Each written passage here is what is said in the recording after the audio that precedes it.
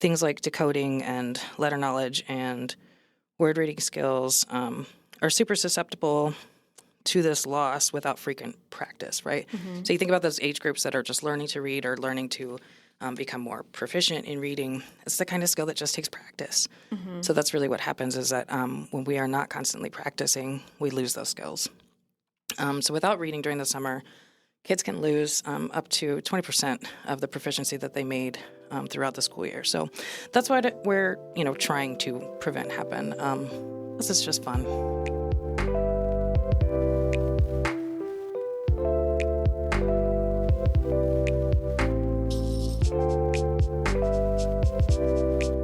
Welcome to the Rockford Public Library podcast.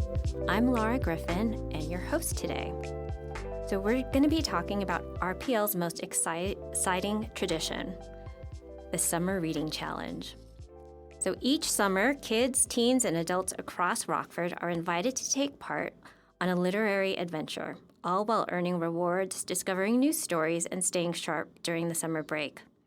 Whether you're a young reader chasing your first chapter book, a teen diving into graphic novels, or an adult finally checking off that to-be-read list, the Summer Reading Challenge has something for everyone. So today, we have Erin Birdsong, and she is heading up the Summer Reading Challenge program. So Erin, would you introduce yourself? Sure. So I am Erin Birdsong. I am the Youth Services Manager here at RPL. So Erin, what excites you most about this year's Summer Reading Challenge? I think we have a really great theme this year. It's pretty open-ended, so there's going to be a lot of programming opportunities to do a lot of cool things for all of the age groups, so I'm pretty excited about that. So what is the theme this year? It is Level Up at Your Library. So it's a little bit of a gaming theme, but again, it's open-ended. So that could be physical games, that could be board games, card games, as well as video games. So we're going to have programs, again, for all ages that incorporate those kinds of things. So we will have gaming programs. I think we're going to have a Mario Kart tournament for teens, but there will also be a program where you can make a giant memory game for the younger kids, and we will have board game extravaganza. So there's just a lot of different things that we could do with it. So when does registration begin, and how can community members sign up? So the Summer Reading Challenge itself kicks off on May 31st, and you can register in person. We will have our big kickoff party that Saturday from 10 to 1 here at the downtown main location. So you can register in person at that event, or you can also go to our website to register online using the Beanstack app. We've used that app to track reading for years, so it's likely that people might already be familiar with it. But it's super easy to sign up that way, or you can just come and do it in person. So what age groups can participate? Summer reading is all ages, so that is birth to 120. Like, everybody can participate. We do have 3 different tracks for that. So there's a birth through 12 challenge, as well as a teens challenge, and then an adults challenge. We have a lot of great prizes for the different age groups as well, including adults. So this is really for everyone. And how do people record on Beanstack? Is it recording per hour, per page? How do people what counts? The way that Beanstack works is you can track that either way you want to, just depending on your own preferences. But for the purpose of participating in our Summer Reading Challenge, we do it by minutes. So you track how many minutes you read each day, and that's what you're working towards is your minute goal for our challenge. And are there prizes along the way, or is it just all at the end? All along the way, because we really want everybody participating all summer. So there are incentives to do that all the way through. So when you register, we'll have our summer reading t-shirt giveaways. The way that we've broken it up is there's a 500-minute goal for each month. So in June, you read 500 minutes, and then you get a free book. There's also food coupons. Again, in July, you read 500 more minutes. There's another book that you get for free. Previously, we had done you get one free book at the end of the summer. We are increasing that so that kids and teens can get potentially 3 books, can earn 3 books throughout the summer to keep and kind of build your home library. So again, the same thing. You have half of August to do the same thing. So the goal is to get 1,500 minutes read throughout the whole summer. And then at the finish of that, we have a lot of cool grand prizes that you can enter to win. So when you have completed all of your reading goals, you'll get entered to win in a drawing for. We have Kindle Fires. Ooh. We have a Nintendo Switch. We've got a couple of Ocean VR headsets, and a ton of local restaurant coupons and things for adults as well, including Maze books and just a lot of really cool local businesses supported us in this effort. So we are excited. That's awesome. I've had my kids participate, and I love it because it helps them to keep track during the summer. Every year I'd sign them up, and I love that we do give a book to them, and they get to choose. I love last year's books, too. One of my favorites is Mexikid. I think that's what it's called. And my youngest daughter enjoyed reading that. So it's really fun. I love, it's a great challenge for kids, and it keeps them on track during the summer. There's this thing called Summer Slide. Would you share about that? Like what Summer Slide is? And I know it's a thing a lot of teachers at the end of the year are kind of concerned about, because it's okay, what's going to happen over the next few months for kids when they're not in school and they don't have that routine of reading? For sure, yeah. So the Summer Slide is kind of what happens when kids don't read over the summer, right? So they lose some of that progress that they have made during the school year. And specifically, younger kids are prone to the most learning loss because they are still at the crucial stage of their development. So I'm going to quote Dr. James Kemp real quick about this. But things like decoding and letter knowledge and word reading skills are super susceptible to this loss without frequent practice, right? Mm-hmm. So you think about those age groups that are just learning to read or learning to become more proficient in reading. It's the kind of skill that just takes practice. Mm-hmm. So that's really what happens is that when we are not constantly practicing, we lose those skills. So without reading during the summer, kids can lose up to 20% of the proficiency that they made throughout the school year. So that's what we're trying to prevent happen. Plus, it's just fun to participate. Yeah.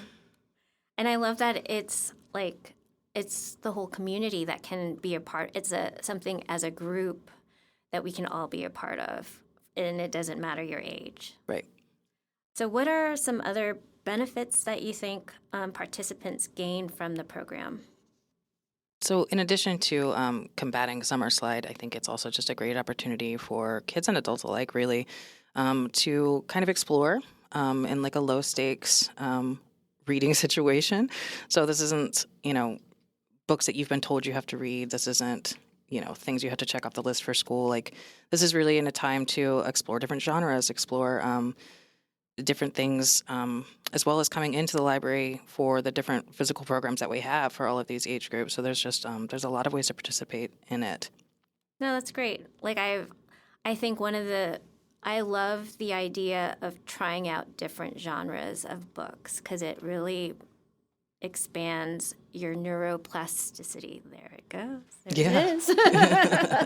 That's also, too, one of the most important parts that I think parents and caregivers really need to understand about reading in general, but summer reading especially is, this is the time to let kids read what they want. Really any time is the time to let them read what they want. But, kids aren't going to gain as much from the summer reading if they aren't truly enjoying it, right? So we're trying to engage them. We want them to read, whatever graphic novel looks good to them, whatever series book, based off a TV show or something that they like, it really doesn't matter. This does not need to be like academic reading. Any reading is perfect and beneficial. Yeah, I've noticed, like, at least with my kids, they can start out, I'll be like, here, just read 5 minutes, and then they'll just want to keep going, which is awesome. It's just to get them started, and then they'll decide if they want to keep going. And if they don't like the book, they can try a different one. For sure. And I love that you mentioned, 5 minutes specifically. So the goal that we set for our summer reading challenge is 20 minutes a day. And one of the reasons, there's a lot of reasons, but one of the reasons for that is because it feels doable, right? That feels digestible. So like talking about starting with 5 minutes, even if you did 5 minutes in the morning, 5 minutes in the afternoon, it adds up. But the benefits of reading 20 minutes a day, in addition to just feeling manageable. I'm going to read some statistics for this. I would love it. I love statistics. So children who read 20 minutes a day, 5 days a week, are exposed to 1.8 million words in one school year. So if you compare that to students who read 5 minutes a day, they'll be exposed to 282,000 words per school year. In addition to the academic things that we're talking about, reading in general is so beneficial for everybody, but for kids too, in helping foster empathy. This is how a child starts learning to, walk in someone else's shoes and, learn about other people's experiences. So, this is how we get exposed to different ideas and cultures. It improves our critical thinking.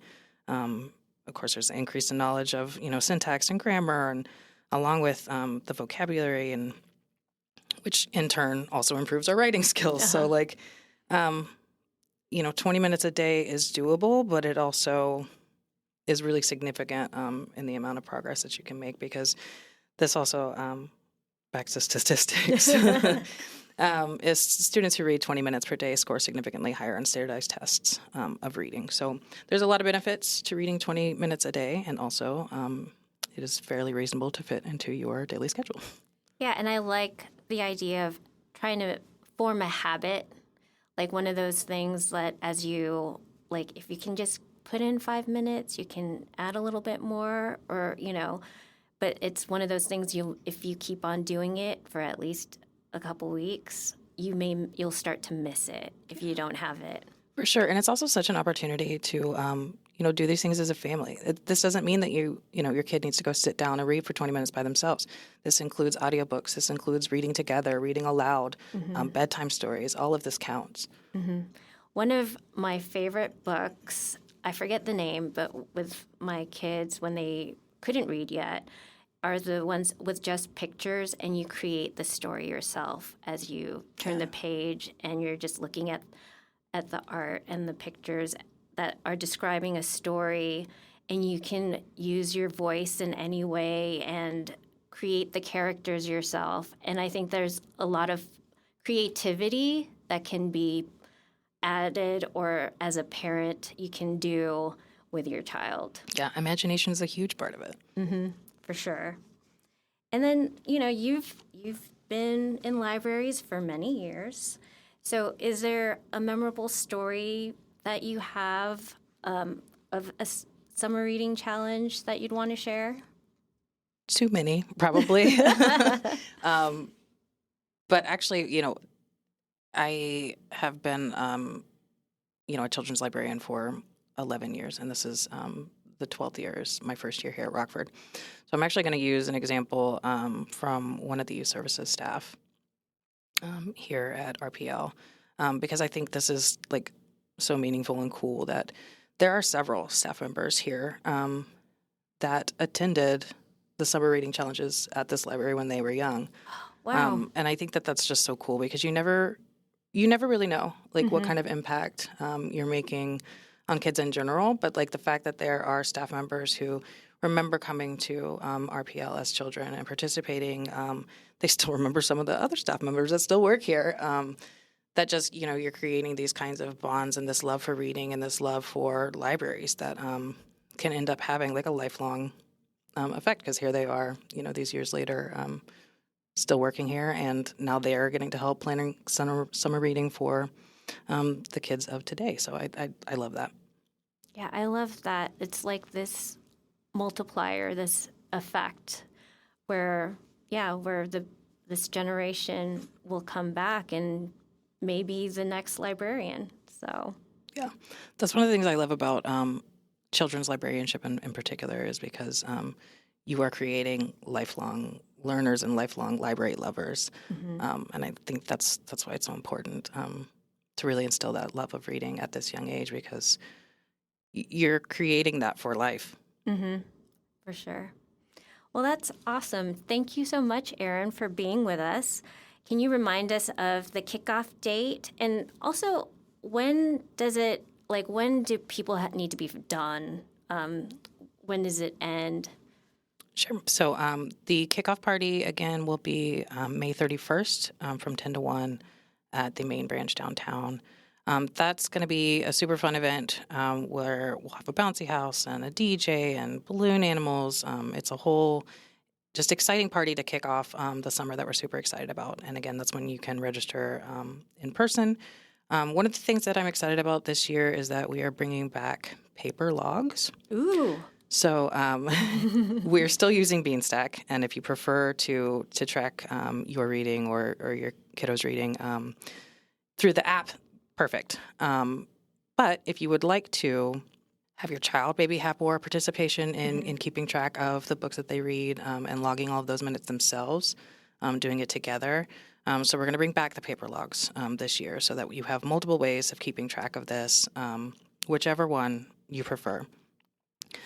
So May 31st, we'll get that started, and then we will have a full summer of of programs and reading goals and prizes, and then we will have our finale event on August 16th, and that is when we will have our magician, our hired magician friend, come back out.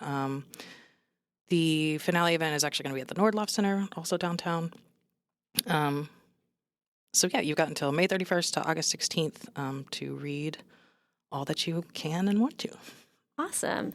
And so do you have to come to the kickoff event to register or to participate, or you can just do it online? Yeah, you can do it online. If you can't make it to the kickoff party, that's totally okay. You can go really at any point to any of the branches, whether that's downtown East, Montague, Mobile.